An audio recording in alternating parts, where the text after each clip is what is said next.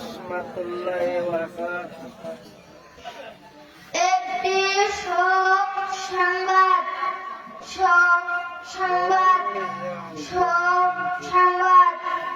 বদল 8 নম্বর ওয়ার্ড নিবাসী মরহুম টেম্পকানের মেলছেলে রাখান আজ মাগরিব বাদ ইন্তিকাল করিয়াছেন।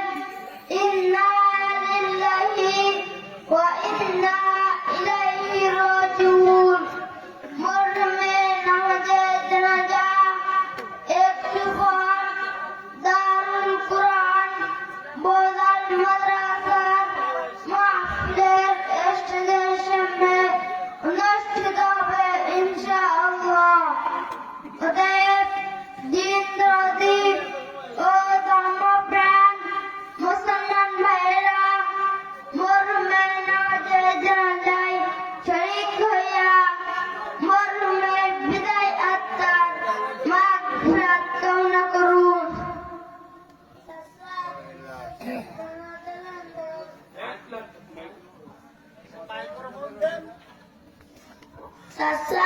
আপনি তো ঘটনা দিলেন, জানাজার নামাজ কে পড়বে তার কি কোনো ব্যবস্থা করেছেন? তোমরা চিন্তা করো না, আমি ইমাম সাহেব হুজুরকে নিয়ে আসতেছি। ইমাম সাহেব হুজুর বাড়িতে আছেন?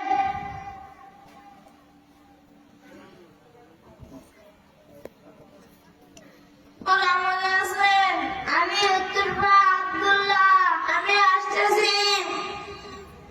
আসসালামু আলাইকুম রাহমাতুল্লাহ। ওয়ালাইকুম আসসালাম রাহমাতুল্লাহ। কেমন আছেন খাদেম সাহেব? ভালো আছি। কি ব্যাপার আব্দুল্লাহ, এই সময় কেন আছো? খাদেম সাহেব, আমার চাচা ট্যাগ খান মারা গেছে, তার জানাজার নামাজ পড়াতে হবে। স্যার, আপনার চাচা ট্যাগ খানে জানাজার নামাজ পড়াবে, সে কি দুনিয়াতে নামাজ পড়তো?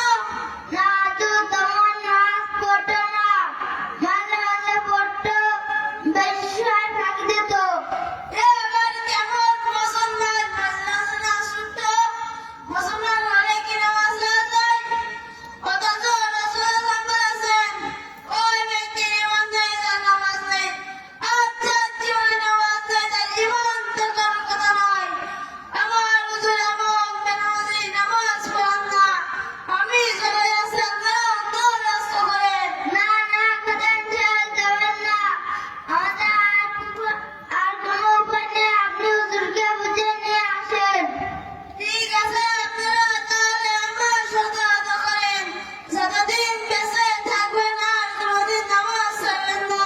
ঠিক আছে হুজুর, আমরা আদা করতেছি। আমরা যতদিন বেঁচে থাকবো আর নামাজ ছাড়বো না। আমি হুজুরকে নিয়ে আসতেছি, আপনারা কথা সুযোগ করেন। না বললে কি হয়?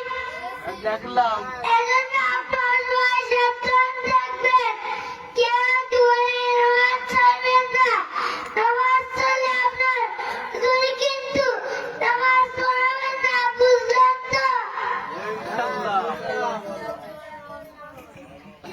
ঠিক আছে, তাহলে আমরা নিয়ত করি। আমি জানতে পারছি নামাজ তাকবীরের সাথে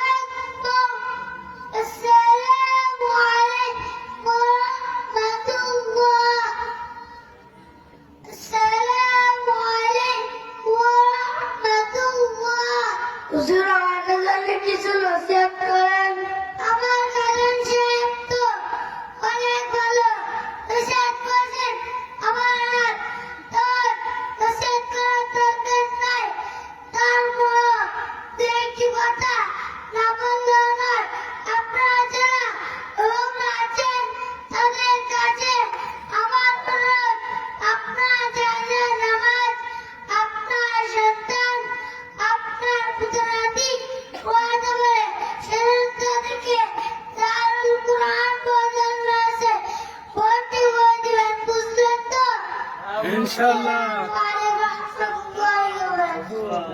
ছাত্র এখানে আপনাদের সামনে জানাজার প্রদর্শনী দিয়েছে।